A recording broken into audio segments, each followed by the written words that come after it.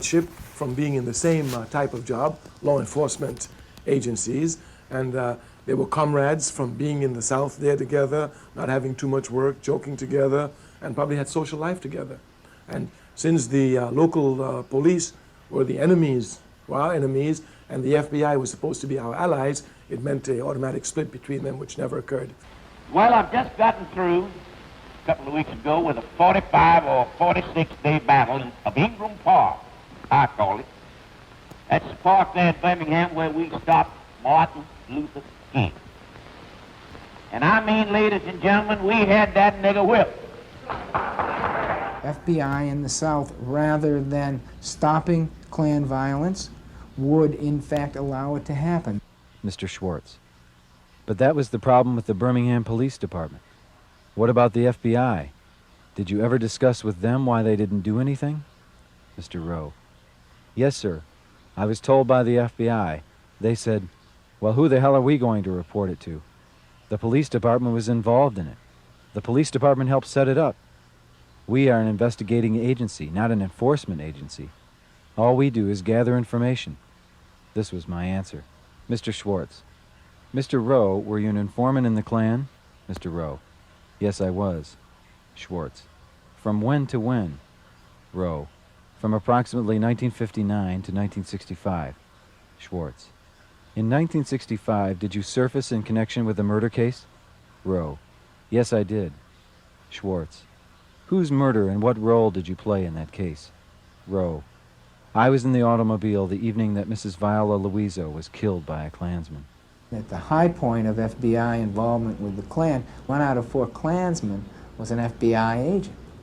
So a lot, if not all, of Ku Klux Klan policy and actions were being directed by or acquiesced in by the FBI.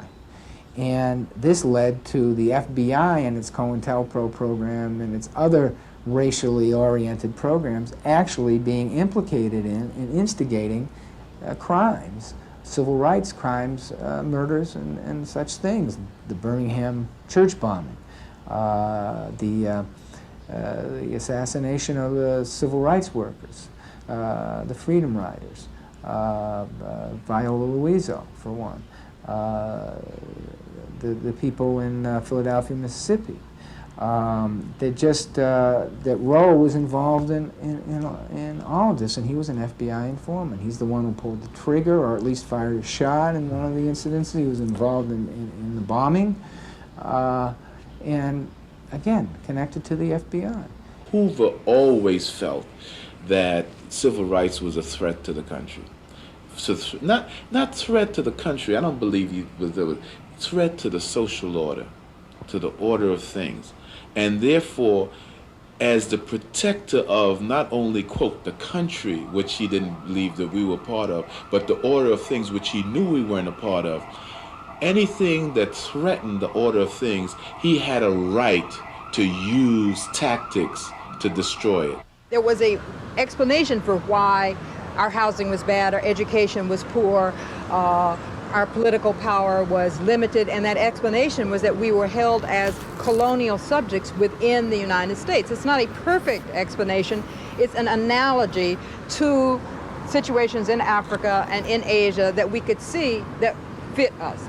Therefore, colonialism had been denounced by the United Nations, and people were entitled to their independence, and they were justified in breaking out of that type of control. That was the basic American history.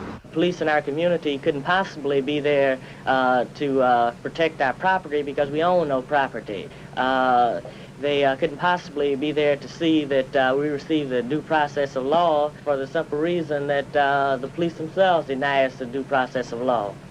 And so it's very apparent that the police are only in our community, not for our security, but the security of the business owners in the community, and also to see that the status quo is kept intact. No, hey! You see that? You see, that's what caused it. You see that? Nothing but a 13-year-old kid. You see that? What are you guys standing here for? Police brutality remains as a major issue in the black community, and I'm sure in cities across the country. And probably will remain, because if you just examine what the police department is, it is the military arm of the establishment. So what do you expect of it? You expect it to protect the interests of the establishment. When you talk about law and order, the very law and order that you talk about oppresses us. So therefore we are for the extermination of that law and order. And you have shown us clearly that we can only do it by being armed. The existentialist philosophers talk about the executioner-victim relationship that is always prevalent in most of the world today, especially the non-white world, where they're fighting for their liberation. He says there are executioners and there are victims. The executioners are self-imposed. The victims begin to fight and agitate for their liberation. They use all type of means to get their liberation. The revolutionary philosopher Frantz Fanon says that what happens is that the victim begins to agitate. He uses all types of means against his executioner in fighting for a position of equality. After he tries a number of means and they do not work, he then begins to imitate the means by which his executioner